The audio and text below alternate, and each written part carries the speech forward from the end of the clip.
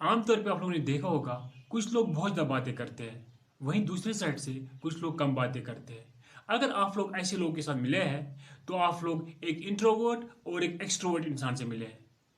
आज हम यही जानने की कोशिश करेंगे एक इंट्रोवर्ट और एक एक्सट्रोवर्ट इंसान में क्या फ़र्क होता है। इंट्रोवर्ट आमतौर पे शर्मीले माने जाते हैं, वो कम बातें करते हैं, उनको अपनी दुनिया में रहना पसंद होता है, उनको सोशल गैदरिंग्स में जाना पसंद नहीं होता है। आमतौर पे शादियों पे या बाकी फंक्शन में उनको जाना पसंद नहीं होता है।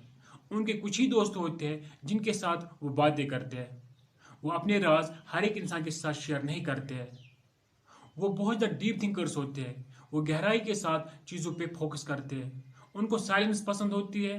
उनको शोर शराबे में रहना पसंद नहीं होता है।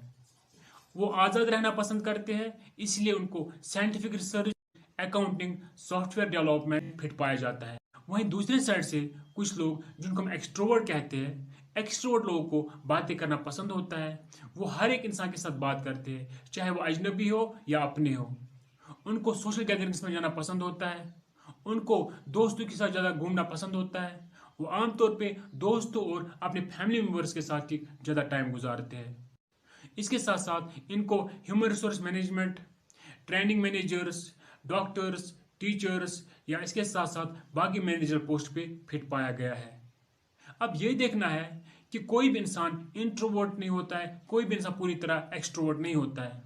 हर एक इंसान में इंट्रोवर्ट की कोई ना कोई क्वालिटी होती है, हर एक इंसान में एक्सट्रोवर्ट की कोई ना कोई क्वालिटी होती है, जिनको हम मिला के बोलते हैं एम्बीवर्ट। अब आप खुद ही देख लीजिए, आप इंट्रोवर्ट है, एक्सट्रोवर्ट है या एम्बीवर्ट है।